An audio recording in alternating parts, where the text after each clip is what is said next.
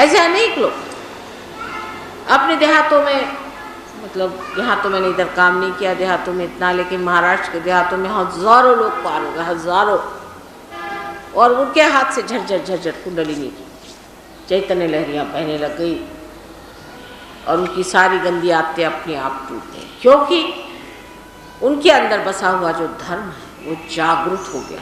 अब ये दिन नहीं है कि हम आपसे कहें ये न करो वो न करो, और बाह्य को आदमी ज्यादा पकड़ेगा, अंदर को नहीं पकड़ता बेटे। कुछ न कुछ ऐसा बना दिया है बाह्य का, उसको पकड़ लेंगे। हर एक धर्म में ये देखा मैंने कि बाह्य की चीज पकड़ता है, अंदर की जिस चीज है उसको नहीं पकड़ता। अब जैसे मुसलमान धर्म में शराब पीना मना है, शराब जरूर पिएंगे और नमाज 5 मरतबा जरूर पढ़ेंगे। बहुत से धर्मों में एकदम शराब पीना मना है, और सही बात, इस वजह से मना किया गया था कि ये चीज चेतना के विरोध में जाती।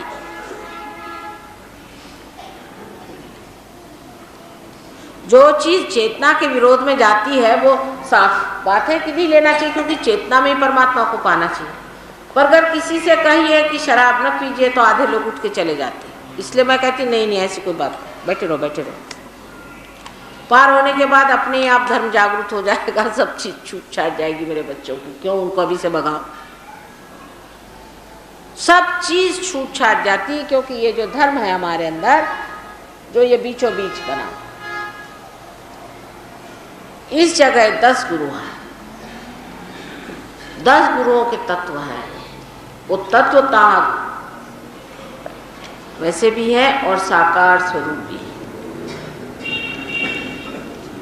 और ये सारे गुरु हमारे अंदर जागृत हो जाते हैं, और इनकी जागृति की वजह से धर्म हमारे अंदर जागृत होने से हम अधर्म का काम कर ही नहीं सकते, कर ही नहीं सकते, पछता ही नहीं, हजम ही नहीं होगा, परेशान हो जाएंगे आप। कोई भी अधर्म की बात होगी तो आप भागेंगे, बाबा रे बाबा यहाँ से बाबा।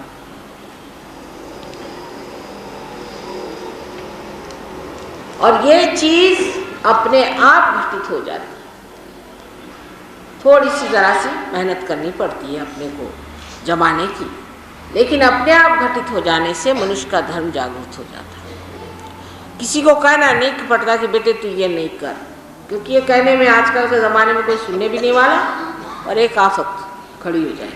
सबको दादा पुता करके भाई बैठ जाओ, कोई बात नहीं, ठीक है, शराब पीते हो ना, ठीक है, और भी धंधे, कोई बात नहीं, बैठ जाओ, जो भी करते हो कोई हर्ज नहीं बेटे, सब लोग बैठो, पहले पार हो जाओ फिर बात करें, तो कोई फिर बुरा नहीं मानता। लेकिन पहले ही शुरू कर दे कि भाई तुम शराब पीना मना है और फलाना मना है, सिगरेट नहीं पियो, तो लोग बिगड़े। अब मुसलमान लोगों का ये कहना है कि उनको सिगरेट मना नहीं करते, तब सिगरेट थी नहीं तो मना क्या करते हैं।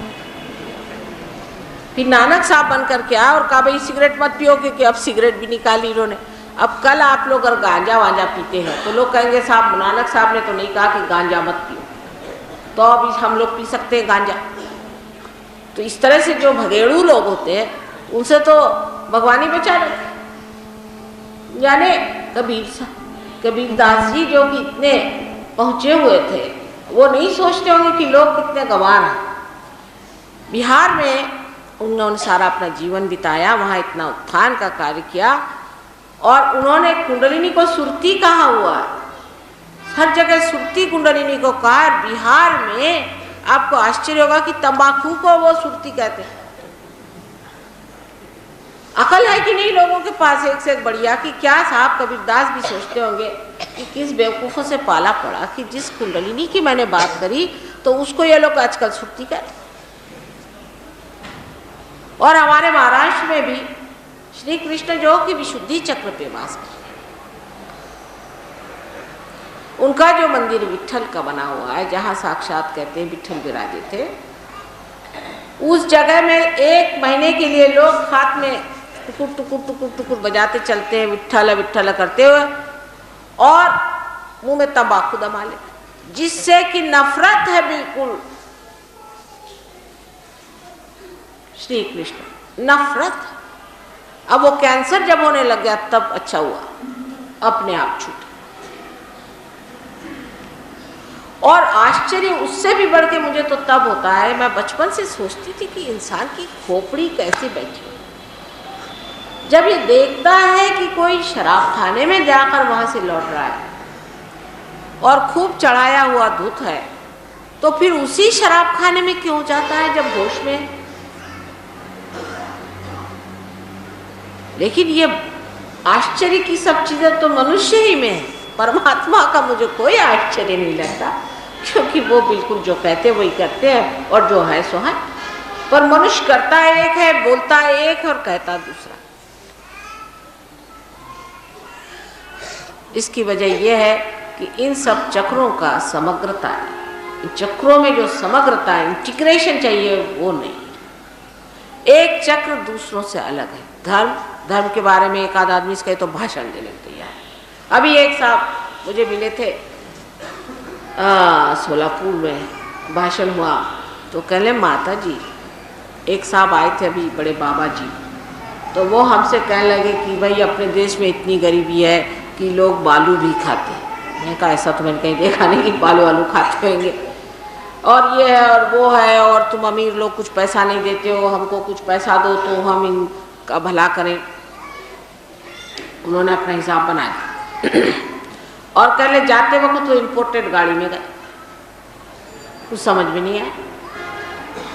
तो मैंने कहा यही तो खासियत है कि तुम लोग पैसा भी ऐसे आदमी को दोगे जो ऐसे किससे सुनाएगा तुम्हारे सामने क्या हा हा हा हा, जैसे कि बड़े परमात्मा बने बैठे, और उसको कुछ है परवाह, वो तो आपके रुपए बनाने पे आ रहा है। अरे जब इस देश में ऐसे ऐसे महादुष्ट है, एक साहब ने तो 6000 कोट रुपया कमाया हुआ है, 6000 कोटी ये धंधे कर। तो हम लोग इसको किसने दिया पैसा? बेवकूफ लोग होंगे तभी तो ना, लेकिन इतने बेवकूफ एक साथ पैदा हो जाए तो बड़ी मुश्किल हो जाएगी। 2-4 हो तो ठीक हो। और इसी प्रकार के लोग लोगों को भाते हैं। जब तक आपके अंदर सहयोग जागरूक नहीं होगा तब तक आप कैसे जानिएगा कि कौन असल और कौन नकल, किस में असलियत है और किस में नकली। जब तक हाथ में चैतन्य लहरियां नहीं बहेंगी तब तक आप कैसे कहेंगे कि कौन सच्चा और कौन झूठा। आपकी अपनी ही शक्ति अभी तक जागरूक नहीं है, आपके अंदर अभी अपना ही दीपक नहीं है। इस अंधेरे में आप किस चीज से लड़खड़ा रहे हैं आप जानते ही नहीं। इसलिए आत्मा का साक्षात्कार सबसे पहले होना चाहिए, फिर सब बातें हों। पहले उसका साक्षात्कार ले लो। इस अंधेरे से पहले जागो, फिर सब तुम्हें अंधेरे अपने अंदर के दिखाई देंगे, अपने अंदर की ठोकरें दिखाई देंगी, अपने अंदर की गलतियां दिखाई देंगी। और तुम्हारा आत्मा ही तुम्हारा गुरु है, वही गुरु जिसको कि अनंत काल से गुरुओं ने पाला पोसा बड़ा किया, जिसकी बात की थी, वही गुरु तुम्हारे अंदर है। वही तुमको सिखाएगा कि देखिए ये आप नहीं है, ये कुछ और चीज, इसको छोड़, इसको छोड़। उस आत्मा को जागरूक करना चाहिए। किसी भी धर्म को आप अभी मानते हैं, ये तो मानना सिर्फ दिमागी जमा खर्च है। आत्मा के धर्म को फिर आप मानें, वही असल धर्म। बाकी सारे धर्म एक प्रकार से झुठला गए।